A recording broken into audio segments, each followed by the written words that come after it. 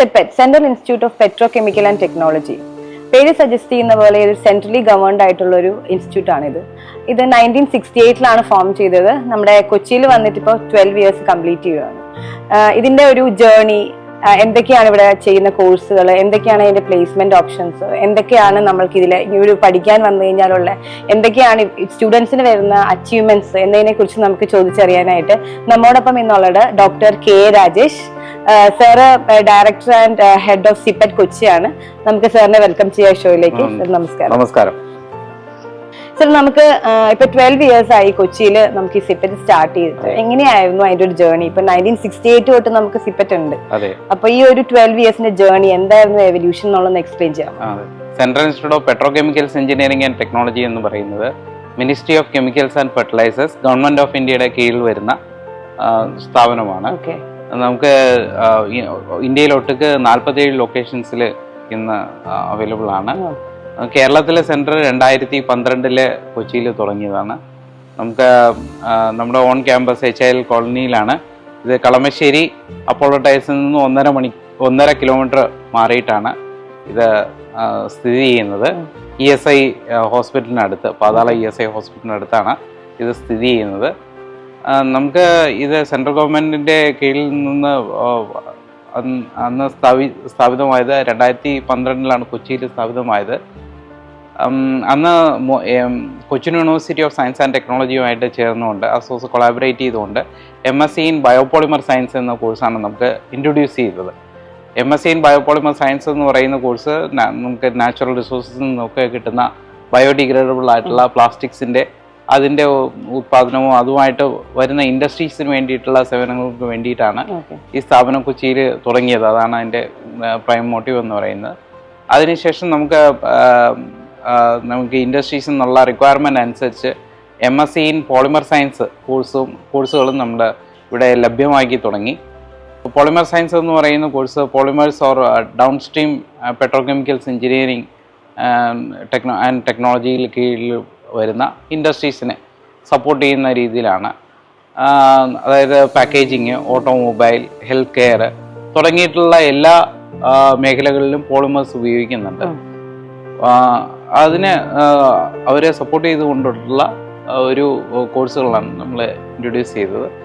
MSc in biopolymer science and MSc in polymer science, ഈ 2 കോഴ്സുകളാണ് PG മേഖലയിൽ സിപ്പറ്റ് കൊച്ചി നടത്തി വരുന്നത്. ഇത് Cochin university of science and ടെക്നോളജിയുമായിട്ട് ചേർന്നുകൊണ്ടാണ് നടത്തി വരുന്നത്. 2019 മുതൽ നമുക്ക് ഓൺ ക്യാമ്പസ് ഇവിടെ HIL കോളനിയിൽ നമുക്ക് സ്ഥാപിതമായി. ഈ ക്യാമ്പസിൽ നമുക്ക് AICTEയുടെ അംഗീകാരത്തോടുകൂടി diploma in plastic technology, diploma in plastic mould technology എന്നീ 2 കോഴ്സുകൾ നമുക്ക് ഇവിടെ 2019 മുതൽ നടത്തി വരുന്നുണ്ട്. ഈ കോഴ്സുകൾ മെയിനായിട്ട് ഉദ്ദേശിക്കുന്നത് ഇൻഡസ്ട്രീസിന് വേണ്ടിയിട്ടുള്ള പ്രൊഡക്ഷനും അതിനു വേണ്ടിയിട്ടുള്ള quality control, mould making, product design എന്നിവയൊക്കെ ആയി അനുബന്ധമായിട്ട് പ്രവർത്തിക്കുന്ന പെട്രോകെമിക്കൽസ് ഡൗൺ സ്ട്രീം ഇൻഡസ്ട്രീസിന് വേണ്ടിയിട്ടുള്ള മാൻ പവറിന് വേണ്ടിയിട്ടാണ് ഈ കോഴ്സുകൾ നടത്തി വരുന്നത്. ഇതെല്ലാം പ്ലേസ്മെന്റ് ലിങ്ക്ഡ് ആയിട്ടുള്ള കോഴ്സുകളാണ്. ഈ കോഴ്സുകൾ 3 വർഷത്തെ കോഴ്സുകളാണ് നടത്തി വരുന്നത്.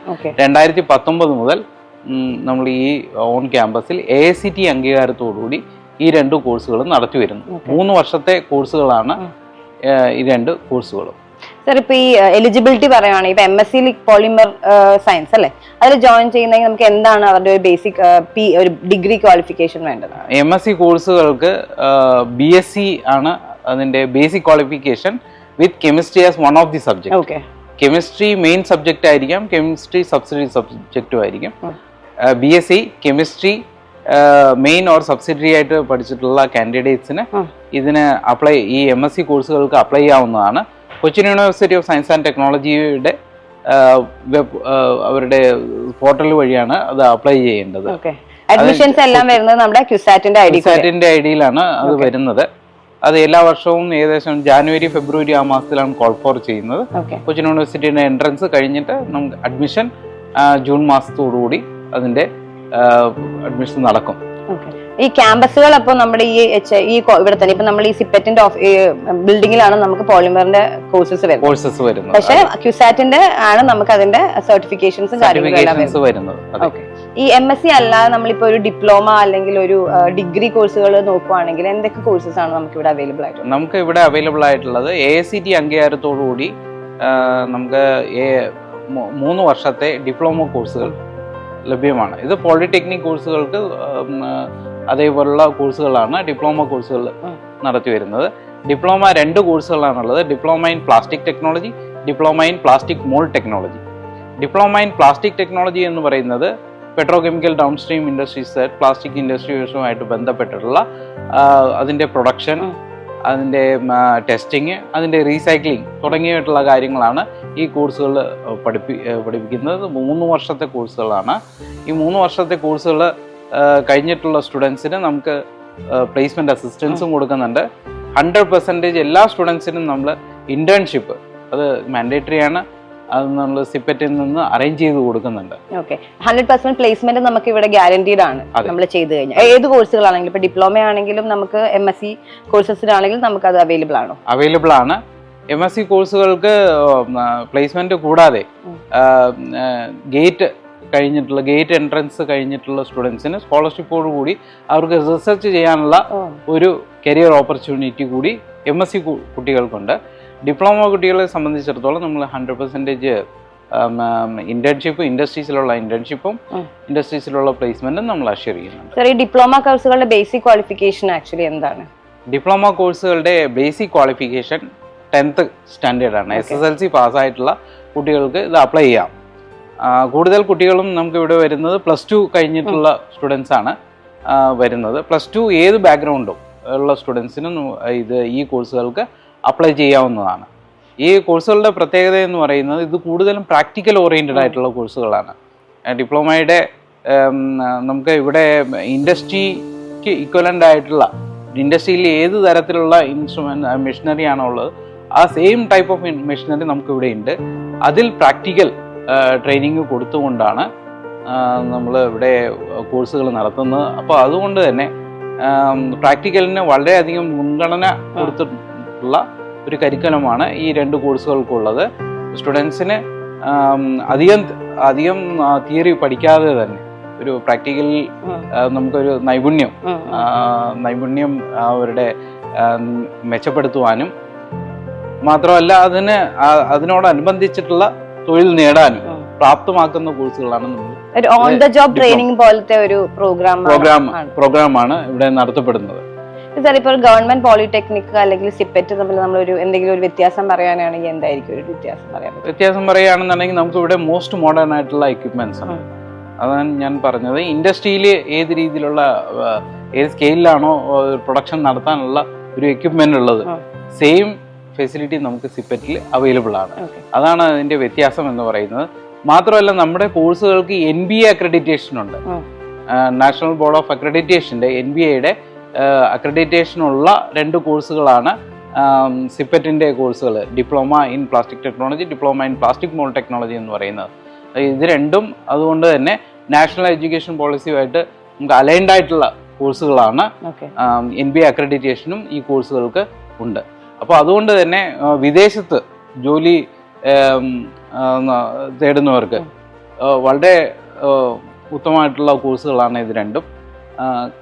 കാര്യം വിദേശത്തും പഠനത്തിനാണെങ്കിലും ജോലി തരുന്നതിനാണെങ്കിലും NBA അക്രഡിറ്റേഷൻ ഏറെക്കുറെ മാനദണ്ഡമാക്കിയിരുന്നു. ഇപ്പോൾ ഒരു ചെറിയ റിലാക്സേഷൻ. എന്തായാലും NBA അക്രഡിറ്റേഷനുള്ള കോഴ്സുകൾക്ക് അതിനൊരു മുൻഗണനയുണ്ട്. അപ്പോൾ ഇവിടെ നിന്ന് പഠിക്കുന്ന വിദ്യാർത്ഥികൾക്ക് വിദേശത്ത് ജോലി നേടുവാനും വിദേശത്തുള്ള പഠനത്തിനാണെങ്കിലും തുടർ പഠനത്തിനാണെങ്കിലും ഈ NBA അക്രഡിറ്റേഷൻ കൊണ്ട് അവർക്ക് വളരെയധികം പ്രയോജനപ്പെടും. ഓക്കെ സർ, അതുപോലെ തന്നെ പ്ലേസ്മെന്റിന്റെ കാര്യം പറഞ്ഞു. പ്ലേസ്മെന്റ് ശരിക്കും ഏതൊക്കെ കമ്പനികളാണ് നമ്മളിവിടെ പ്ലേസ്മെന്റ്സ് കൊടുക്കുന്നത്? കേരളത്തിലുള്ളതാണോ അതോ പുറത്തുള്ളതാണോ? എങ്ങനെയാണ് ഒരു പ്ലേസ്മെന്റ് പ്രോസസ്സ് നടക്കുന്നത്? കേരളത്തിലുള്ള കമ്പനികളും കേരളത്തിന് പുറത്തുള്ള കമ്പനികൾക്കും നമുക്കിവിടെ പ്ലേസ്മെന്റിന് എത്താറുണ്ട്. ലൈക്ക് ടാറ്റ ഓട്ടോകോം കഴിഞ്ഞ വർഷം നമുക്കിവിടെ വന്ന് അവർ എടുത്തിട്ടുണ്ടായിരുന്നു. ഓട്ടോമൊബൈൽ സെക്ടറിലാണ്. പിന്നെ ഓട്ടോമൊബൈൽ സെക്ടറിലുള്ള വേറൊരു പ്രധാനപ്പെട്ട കമ്പനിയാണ് മദർസൺ എന്ന് പറയുന്നത്. അവർ അവിടെ നിന്ന് പ്രൊഡ്യൂസ് ചെയ്യുന്ന ഓട്ടോമൊബൈൽ കമ്പോണൻസ് പല കമ്പനികൾക്ക് അവർ സപ്ലൈ ചെയ്യുന്നുണ്ട്. കിയ മോട്ടോഴ്സ് നമുക്കിവിടെ പ്ലേസ്മെന്റ് നടത്തിയിട്ടുണ്ട്. പിന്നെ കേരളത്തിലുള്ള കമ്പനികളായ CML ബയോടെക്, അവർക്ക് വിദേശത്തൊക്കെ ബ്ലഡ് കളക്ഷൻ ട്യൂബ്സ് സപ്ലൈ ചെയ്യുന്ന ഒരു കമ്പനിയാണ്. ബയോമെഡിക്കൽ മേഖലയിൽ പ്രവർത്തിക്കുന്ന ആ കമ്പനിയും ഡിപ്ലോമ സ്റ്റുഡൻസിനെ എടുത്തിട്ടുണ്ട്. ഇലക്ട്രിക്കൽ കണക്ടേഴ്സ്, കേരളത്തിൽ ഉൽപ്പാദിപ്പിക്കപ്പെടുന്ന ഇലക്ട്രിക്കൽ കണക്ടേഴ്സ് ഉണ്ടാക്കുന്ന ആപ്റ്റീവ് FCI OEN തുടങ്ങിയിട്ടുള്ള കമ്പനികളും സിപ്പറ്റിൽ നിന്ന് പ്ലേസ്മെന്റ് ഒരു സ്റ്റുഡൻസിനെ എടുക്കാറുണ്ട്. നമുക്ക് ഓൾറെഡി പ്ലേസ്മെന്റിന് വേണ്ടിയിട്ടുള്ള രജിസ്റ്റേർഡ് ആയിട്ടുള്ള എംപ്ലോയേഴ്സ് ഉണ്ടാവും. അപ്പൊ എങ്ങനെയാണ് ഈ സെലക്ഷൻ പ്രോസസ്സ് വരുന്നത്? ഇവര് കംപ്ലീറ്റ് എല്ലാവരും എടുക്കുവോ? എന്തെങ്കിലും ഒരു സെലക്ഷൻ പ്രോസസ്സ് അതിന് ഉണ്ടോ? എങ്ങനെയാണ് സെലക്ഷന്? നമുക്ക് കമ്പനികൾ അവരുടെ റിക്വയർമെന്റ് പറയുമ്പോൾ നമുക്ക് ഇവിടെ ക്യാമ്പസ് പ്ലേസ്മെന്റ് ഇവിടെ നമ്മൾ ലഭ്യമാക്കാറുണ്ട്. പ്ലേസ്മെന്റ് സെല്ലാണ് ഇത് കോർഡിനേറ്റ് ചെയ്യുന്നത്. അവർ കമ്പനികൾ അവരുടെ പ്രൊഫൈൽ ഇവിടെ അവതരിപ്പിക്കുകയും അതിന് ഇൻട്രസ്റ്റഡ് ആയിട്ടുള്ള സ്റ്റുഡൻസിനെ അവർക്ക് ആ കമ്പനികളിലേക്ക് അപ്ലൈ ചെയ്യാം. അത് കഴിഞ്ഞ് ഒരു സെറ്റ് ഓഫ് ഇൻ്റർവ്യൂ ഉണ്ടാവും. ആ ഇൻ്റർവ്യൂ നടത്തി കഴിഞ്ഞിട്ട് അപ്പോൾ കമ്പനിക്ക് മാച്ച് ചെയ്യുന്ന രീതിയിലുള്ള സ്റ്റുഡൻസിനെ അവർ സെലക്ട് ചെയ്യും. സ്റ്റുഡൻസിന് ഇൻട്രസ്റ്റ് ഉണ്ടെങ്കിൽ നമ്മൾ അവർക്ക് ആ പ്ലേസ്മെന്റ് അലോട്ട് ചെയ്യുകയും ചെയ്യും. അപ്പോൾ ആദ്യമേ ഇന്റേൺഷിപ്പ്, ഒരു 6 മാസത്തെ ഇന്റേൺഷിപ്പ് ആ കമ്പനികളിൽ അവർക്ക് പ്രാപ്തമാകുക ആദ്യമേ തന്നെ ലഭ്യമാകുന്നതാണ്. ഈ ലഭ്യമാക്കി കഴിഞ്ഞതിന് ശേഷമാണ് അവർ പിന്നെ ഒരു ഓൺ ദ റോളിൽ അവർ അബ്സോർബ് ചെയ്യുന്നത്. സാർ, ഇപ്പൊ ഇന്റേൺഷിപ്പ് കഴിഞ്ഞ് ഇപ്പൊ ജോലിക്ക് കയറാൻ താല്പര്യമില്ലാത്ത അവർക്ക് എന്നുള്ള ഓപ്ഷനുകൾ എന്തൊക്കെയാണ്? ഇപ്പൊ അവർക്ക് വർക്ക് ചെയ്യാൻ താല്പര്യമില്ല, ഒരു ഓൺട്രപ്രണർഷിപ്പ് ആണ് ഉദ്ദേശിക്കുന്നത് എന്നെങ്കിൽ നമുക്ക് അങ്ങനെ എന്തെങ്കിലും ഒരു ഓപ്ഷൻ അവൈലബിൾ ആണ്.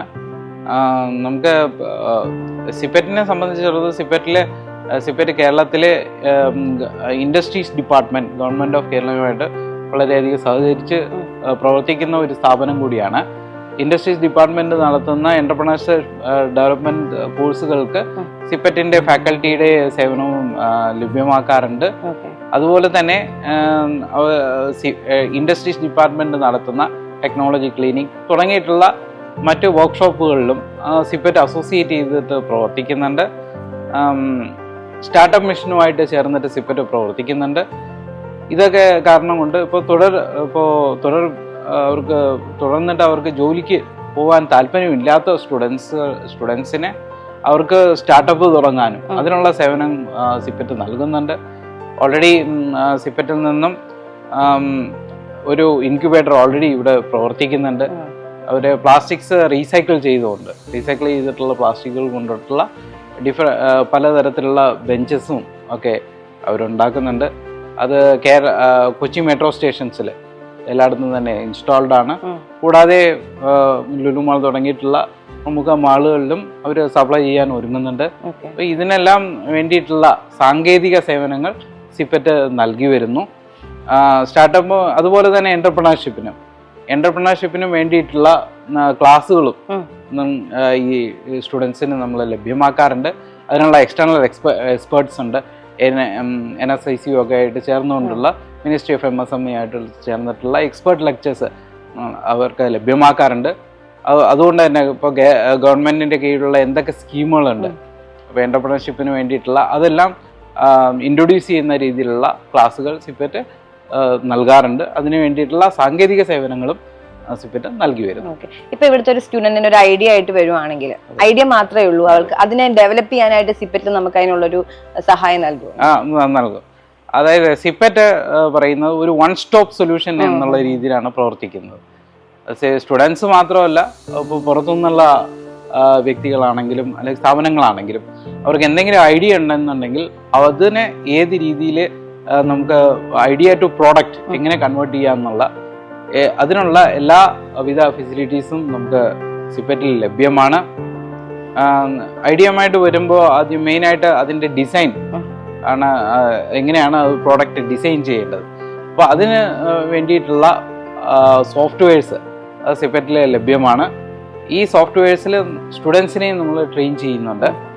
പ്രൊഡക്റ്റ് എങ്ങനെ ഐഡിയയിൽ നിന്ന് പ്രൊഡക്റ്റിൻ്റെ ഡിസൈൻ എങ്ങനെ ചെയ്യാം. ഇനി പ്രോഡക്റ്റ് ഡിസൈൻ ചെയ്ത് കഴിഞ്ഞാൽ അതിനെ എങ്ങനെ ടൂളിങ്ങിലേക്ക് ചെയ്യാം, അതിനുള്ള CNC ടൂളിംഗ് ടെക്നിക്സ് ഉണ്ട്. CNC ടൂളിംഗ് ടെക്നിക്സും നമുക്ക് സിപെറ്റിൽ ലഭ്യമാണ്.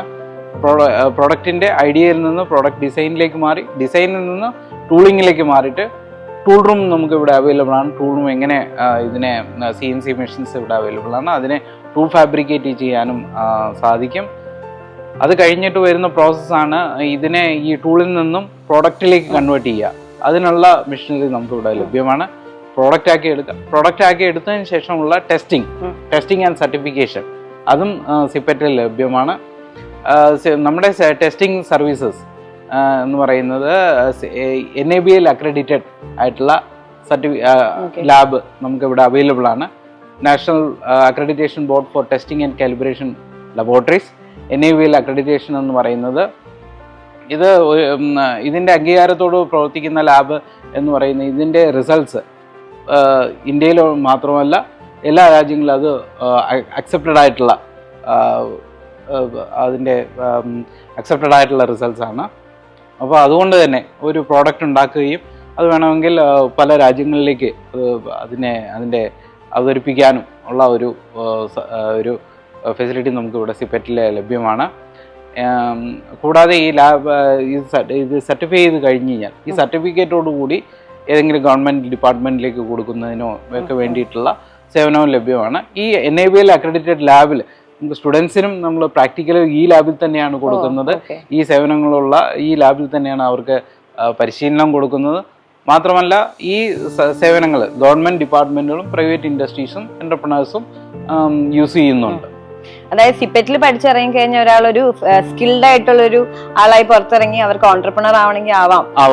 ഐഡിയ ആയിട്ട് വന്നു കഴിഞ്ഞാൽ നമ്മൾ ഫുൾ സപ്പോർട്ട് ചെയ്തു കൊടുക്കും. അവരുടെ ഐഡിയ ഇങ്ങനെ പ്രൊഡക്റ്റിലേക്ക് കൺവേർട്ട് ചെയ്യാൻ പറ്റും. അതിനുള്ള എല്ലാ സഹകരണങ്ങളും നമ്മൾ ചെയ്യും. അതുപോലെ തന്നെ ഇപ്പൊ ഈ പ്ലാസ്റ്റിക്കിന്റെ കാര്യം പറയുമ്പോൾ ബയോഡിഗ്രേഡബിൾ നമുക്കറിയാലോ, പ്ലാസ്റ്റിക്കിനെ കുറിച്ചുള്ള ഒരുപാട് നെഗറ്റീവുകൾ വരുന്നുണ്ട്. അപ്പൊ നമ്മളുടെ ഈ പ്രോഡക്റ്റുകൾ ബയോഡിഗ്രേഡബിൾ ആയിട്ട് അത് മാത്രമായിട്ട് നമുക്ക് ഉണ്ടാക്കാൻ പറ്റുമോ, അതോ മറ്റേത് എപ്പോഴും നിലനിർത്തിക്കൊണ്ട് പോകണോ? എങ്ങനെയാണ് ആ ഒരു പ്ലാസ്റ്റിക്കിന്റെ ഇൻഡസ്ട്രി ഇപ്പൊ മുന്നോട്ട് പോകുന്നത്? ആൾക്കാരെല്ലാരും പാനിക് ആണല്ലോ ഈ ഒരു സിറ്റുവേഷനിൽ.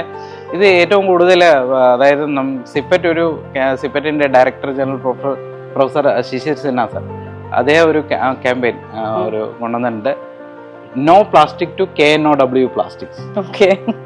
അപ്പോൾ അതിന്റെ എന്ന് പറഞ്ഞു കഴിഞ്ഞാൽ നമ്മൾ പ്ലാസ്റ്റിക്സിനെ കൂടുതൽ അറിയുക. പലതരത്തിലുള്ള പ്ലാസ്റ്റിക്സ് ലഭ്യമാണ്. സിംഗിൾ യൂസ് പ്ലാസ്റ്റിക്സ് അതാണ് ഏറ്റവും കൂടുതൽ വേസ്റ്റ് ജനറേറ്റ് ചെയ്യുന്നതും അതിൽ നിന്നാണ് കൂടുതൽ പ്രശ്നങ്ങൾ, സാമൂഹികമായ പ്രശ്നങ്ങളുണ്ട്. അത് ഓൾറെഡി സെൻട്രൽ പൊല്യൂഷൻ കൺട്രോൾ ബോർഡും ഇവിടെ സ്റ്റേറ്റിലും നിരോധിതമായിട്ടുള്ള പല ഉൽപ്പന്നങ്ങളുണ്ട്. അപ്പോൾ അത് തന്നെയൊക്കെ മാറ്റി നിർത്തിക്കൊണ്ട് ബാക്കി ഡ്യൂറബിൾ ആയിട്ടുള്ള applications like automobile application, packaging application, health കെയറിലുള്ള ആപ്ലിക്കേഷൻസ്, ഇതിലൊന്നും തന്നെ പ്ലാസ്റ്റിക്സിനെ മാറ്റി നിർത്താൻ കഴിയുന്നതല്ല. അതിൻ്റെതായിട്ടുള്ള അഡ്വാൻറ്റേജസ് ഉണ്ട്. ലൈക്ക് പോളിയെത്തിലീൻ പോലുള്ള വസ്തുക്കൾ, ഹൈ മോളിക്കുലർ വെയിറ്റ് ആയിട്ടുള്ള വസ്തുക്കൾ, അത് ഹാർട്ട് വാൽവിന് വരെ ഉപയോഗിക്കുന്നുണ്ട്. നമ്മുടെ ശരീരത്തിൽ പ്രവർത്തിപ്പിക്കാൻ വേണ്ടി തന്നെ ഉപയോഗിക്കുന്നുണ്ട്. അപ്പോൾ അതുകൊണ്ട് തന്നെ നമുക്ക് ഈ പ്ലാസ്റ്റിക്സിനെ കുറിച്ച് അറിഞ്ഞു കഴിഞ്ഞാൽ അതിൻ്റെ കൃത്യമായിട്ടുള്ള ആപ്ലിക്കേഷൻ അതിൻ്റെ മെറ്റീരിയലിന് ആയിട്ട് അനുബന്ധിച്ച് സെലക്ട് ചെയ്ത് കഴിഞ്ഞ് കഴിഞ്ഞാൽ ഒരിക്കലും പ്രശ്നമുള്ള ഒരു മെറ്റീരിയലല്ല ഇതെന്ന് പറയുന്നത്. എന്നാൽ കേരളം വളരെ അതിൻ്റെ മാലിന്യ സംസ്കരണമായിട്ട് ബന്ധപ്പെട്ട് വളരെ സിസ്റ്റമാറ്റിക് ആയിട്ട് നടക്കുന്നതാണ്. ഹരിതകർമ്മസേന മുതൽ തുടങ്ങി വീടുകളിൽ പോയി കളക്ട് ചെയ്യുകയും അതിനെ മെറ്റീരിയൽ കളക്ഷൻ ഫെസിലിറ്റി MCF-ഉം റിസോഴ്സ് റിക്കവറി ഫെസിലിറ്റീസും എല്ലാം ഇന്ന് കേരളത്തിൽ അവൈലബിൾ ആണ്. അപ്പോൾ അതുകൊണ്ട് തന്നെ നമുക്കൊരു സർക്കുലർ എക്കോണമി, പ്ലാസ്റ്റിക്സിന് ആദ്യം നമുക്കൊരു ലീനിയർ എക്കോണമിയാണ് ഉണ്ടായിരുന്നത്. പ്ലാസ്റ്റിക്സ് ഉപയോഗിക്കുക, അത് ഡിസ്പോസ് ചെയ്യുക എന്നുള്ളതിൽ നിന്ന് മാറി സർക്കുലർ എക്കോണമിയിലേക്ക് പ്ലാസ്റ്റിക്സ് വന്നിട്ടുണ്ട്. അതിന് വേണ്ടിയിട്ടുള്ള EPR പോളിസി അല്ല ഇന്ന് അവൈലബിൾ ആണ്. അപ്പോൾ അതുകൊണ്ട് തന്നെ ഈ കളക്ട് ചെയ്ത് പ്ലാസ്റ്റിക്സ് അതിനെ സയൻറ്റിഫിക്കായിട്ട് അതിനെ റിക്കവറി ചെയ്യുകയോ അല്ലെങ്കിൽ സയൻറ്റിഫിക്കായിട്ട് അതിനെ റീസൈക്കിൾ ചെയ്യുകയോ ചെയ്യാൻ പറ്റുന്ന ഒരു മെറ്റീരിയൽ കൂടിയാണ് പ്ലാസ്റ്റിക്സ് എന്ന് പറയുന്നത്. അത് നമുക്കിപ്പോൾ അവൈലബിൾ ആണ്. വളരെ നല്ല രീതിയിൽ അതിൻ്റെ റീസൈക്ലിംഗ് നടക്കുന്നുണ്ട്. അത് മാത്രമല്ല റീസൈക്കിൾഡ് ആയിട്ടുള്ള പ്രോഡക്ട്സ് ഇന്ന് മാർക്കറ്റിൽ അവൈലബിളും ആണ്. അതെ, ഇപ്പൊ നമ്മൾ പുറം രാജ്യത്തൊക്കെ എടുക്കുവാണെങ്കിൽ അവിടെ പാല് അല്ലെങ്കിൽ ഒരു പ്ലാസ്റ്റിക്കിന്റെ കുപ്പി ഉണ്ടെങ്കിൽ നമുക്കത് ഒരു റീസൈക്കിൾ ബിന്നിൽ ഇട്ടിട്ട് പൈസ എടുക്കാൻ പറ്റുന്ന ഒരു സംവിധാനമുണ്ട്. അപ്പൊ ശരിക്കും പറഞ്ഞാൽ ഇപ്പൊ മിൽമയുടെ കവർ നോക്കുവാണെങ്കിൽ നമ്മൾ ഡെയിലി ഒരു വീട്ടിൽ തന്നെ ഒരു 4 കവറുകൾ യൂസ് ചെയ്യുന്നുണ്ട്. ആ ഒരു കവറുകൾ നമുക്ക് റീസൈക്കിൾ ചെയ്യാൻ പറ്റുന്നതിനെ കുറിച്ചുള്ള പ്രാക്ടിക്കാലിറ്റി എങ്ങനെയാണ് സർ? അത് പല കമ്പനികളും കളക്ട് ചെയ്തുകൊണ്ട് റീസൈക്കിൾ ചെയ്യുന്നുണ്ട്. ഓക്കെ, അത് റീസൈക്കിളബിൾ ആണ്. തന്നെ അത് അങ്ങനെ പാല് തന്നെ നമുക്ക് അത് ഇപ്പോഴത്തെ പോളിസി അനുസരിച്ച് അവര് തന്നെ ചെയ്യണം എന്ന് നിർബന്ധമില്ല. അവർ ഏതെങ്കിലും ഏജൻസി മുഖാന്തരം ചെയ്യാവുന്നതാണ്. അങ്ങനെ കളക്ഷൻ ഏജൻസീസ് കേരളത്തിൽ പ്രവർത്തിക്കുന്നുണ്ട്. ഞാൻ നേരത്തെ പറഞ്ഞ പോലെ ഹരിതകർമ്മസേനയുണ്ട്. അതുകൂടാതെ പല കളക്ഷൻ ഏജൻസീസ് ഉണ്ട്. അവര് കളക്ട് ചെയ്യുകയും ഇതിനെ ഷെഡ് ചെയ്ത് റീസൈക്കിൾ ചെയ്തുകൊണ്ട് പുതിയ ഉൽപ്പന്നങ്ങളാക്കി മാറ്റാനും കഴിയുന്ന ടെക്നോളജി ഇന്ന് അവൈലബിൾ ആണ്. ഓക്കെ സർ, അതുപോലെ തന്നെ ഇപ്പൊ സിപ്പറ്റിലേക്ക് തിരിച്ചു വരുവാണെങ്കിൽ കുട്ടികൾക്ക് എന്തൊക്കെ ടൈപ്പ് സ്കോളർഷിപ്പുകളാണ് ഇവിടെ നമുക്ക് അവൈലബിൾ ആയിട്ടുള്ളത്? ഇപ്പൊ ഫീ സ്ട്രക്ചർ എങ്ങനെയാണ്, അതിനെ കുറിച്ചൊക്കെ ഒന്ന് എക്സ്പ്ലെയിൻ ചെയ്യാവോ? അതായത് സിപ്പറ്റില് കുറഞ്ഞ വരുമാനം, വാർഷിക വരുമാനം 1 ലക്ഷത്തിന് കീഴെ വരുന്നിട്ടുള്ള സ്റ്റുഡൻസിന് സർക്കാരിന്റെ ഗ്രാന്റ് സ്കോളർഷിപ്പ് അവൈലബിൾ ആണ്. അതിന് അപ്ലൈ ചെയ്യാവുന്നതാണ്. അതുകൂടാതെ ഇൻഡസ്ട്രി സ്പോൺസർഡ് ആയിട്ടുള്ള കുറച്ച് സ്കോളർഷിപ്പും സിപ്പറ്റിൽ ലഭ്യമാണ്. അപ്പോൾ അതുകൊണ്ട് തന്നെ നമ്മൾ മാക്സിമം സ്റ്റുഡൻസിനെ നമുക്ക് സ്കോളർഷിപ്പിൽ നമ്മൾ സപ്പോർട്ട് ചെയ്യുന്നുണ്ട്. ഫീ സ്ട്രക്ചർ ഒക്കെ എങ്ങനെയാണ് വരുന്നത്? ഫീ സ്ട്രക്ചർ വരുന്നത് അറൌണ്ട് 16,000 അതിന്റെ സെമസ്റ്റർ ഫീസ് വരുന്നത്. ബാക്കി എല്ലാ ഫീസും അടക്കം ഏകദേശം 20,000 രൂപയോളം ഒരു സെമസ്റ്ററിന് വരുന്നുണ്ട്. 6 സെമസ്റ്ററാണ് ഡിപ്ലോമ കോഴ്സുകൾക്ക് വരുന്നത്. മിക്കവാറും ഞാൻ നേരത്തെ പറഞ്ഞ പോലെ മിക്കവാറും സ്റ്റുഡൻസിന് സ്കോളർഷിപ്പ് കിട്ടുന്നുണ്ട്. അതുകൂടാതെ എഡ്യൂക്കേഷൻ ലോൺ ഫെസിലിറ്റിയും ഇതിന് ലഭ്യമാണ്. പിന്നെ നമ്മൾ പഠിച്ചിറങ്ങുമ്പോൾ തന്നെ ഇമ്മീഡിയറ്റ്ലി നമ്മൾ ഇന്റേൺഷിപ്പുകളും ജോലികളും പ്രൊവൈഡ് ചെയ്യുകയാണ്. അതെ സർ, നമ്മുടെ ഈ അഡ്മിഷൻ പ്രോസസ്സ് എങ്ങനെയാണ്, എന്നാണ് സ്റ്റാർട്ട് ചെയ്യുന്നത്, ഏത് സൈറ്റ് വഴിയാണ് നമുക്ക് അപ്ലൈ ചെയ്യേണ്ടത്, അതൊന്ന് അഡ്മിഷൻ പ്രോസസ്സ് ഒന്ന് എക്സ്പ്ലെയിൻ ചെയ്യാമോ? സിപ്പറ്റിന്റെ കാറ്റ് അഡ്മിഷൻ വഴിയാണ് എൻട്രൻസ് നടത്തുന്നത്. കാറ്റ് എന്ന് പറഞ്ഞാൽ കോമൺ അഡ്മിഷൻ ടെസ്റ്റ്. ഇന്ത്യ ഒട്ടുക്കായിട്ടുള്ള പല കേന്ദ്രങ്ങളിൽ ഈ ടെസ്റ്റ് നടക്കുന്നുണ്ട്. ഓൺലൈൻ ടെസ്റ്റാണ്. ഇത് നടത്തപ്പെടുന്നത് ജൂൺ 8-ാം തീയതിയാണ്.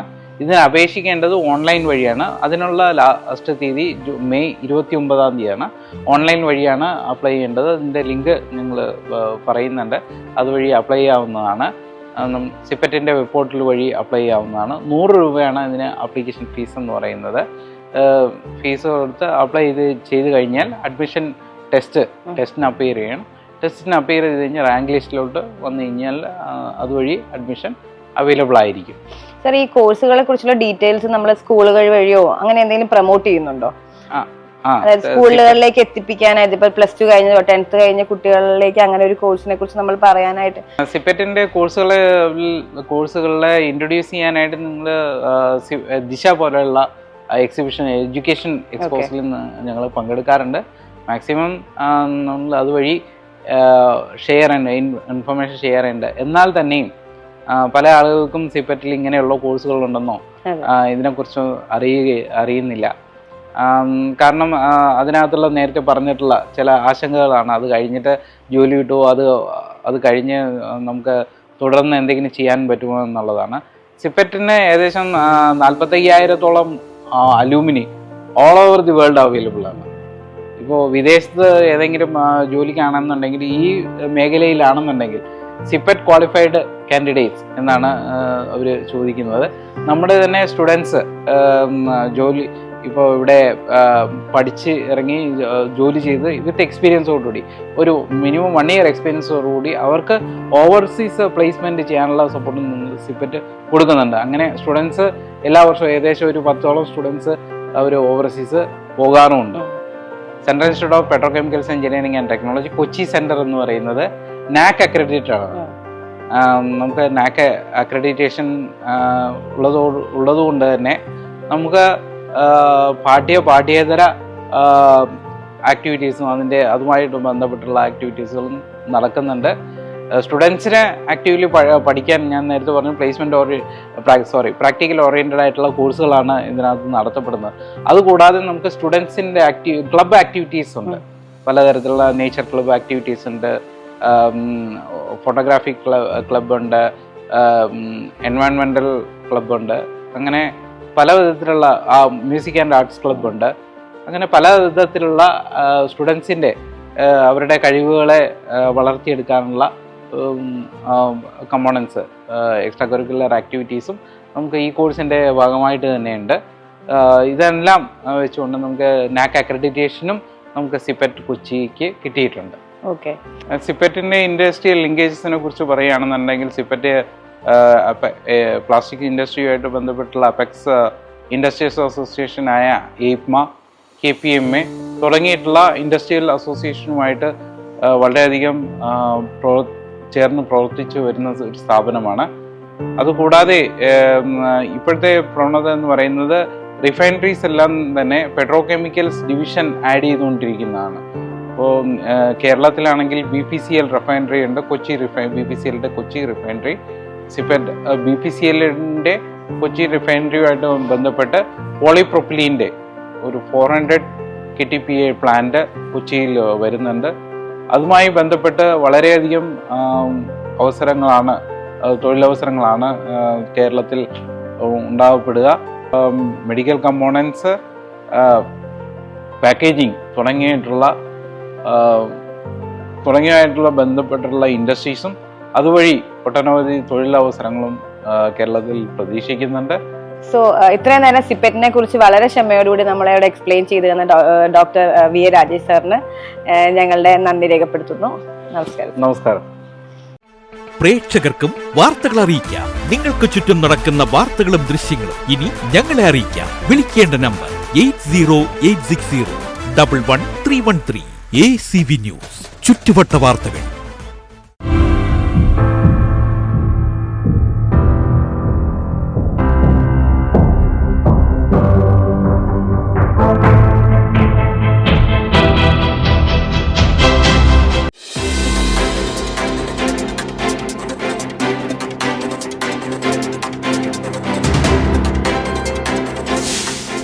നമസ്കാരം, സ്പോർട് ന്യൂസിലേക്ക് സ്വാഗതം. വെടിനിർത്തൽ ധാരണ നിലവിൽ വന്ന മണിക്കൂറുകൾക്കകം ലംഘിച്ച് പാകിസ്ഥാൻ. കരാർ ലംഘനത്തെ അപലപിച്ച് ഇന്ത്യ, ശക്തമായി തിരിച്ചടിച്ച സൈന്യം. പാക് ഡ്രോൺ ആക്രമണത്തിൽ ഒരു സൈനികന് വീരമൃത്യു. അർദ്ധരാത്രിക്ക് ശേഷം എവിടെയും അനിഷ്ട സംഭവങ്ങൾ റിപ്പോർട്ട് ചെയ്തിട്ടില്ല. ഓപ്പറേഷൻ ഡി ഹണ്ടിന്റെ ഭാഗമായി മെയ് 9 സംസ്ഥാന വ്യാപകമായി നടത്തിയ സ്പെഷ്യൽ ഡ്രൈവിൽ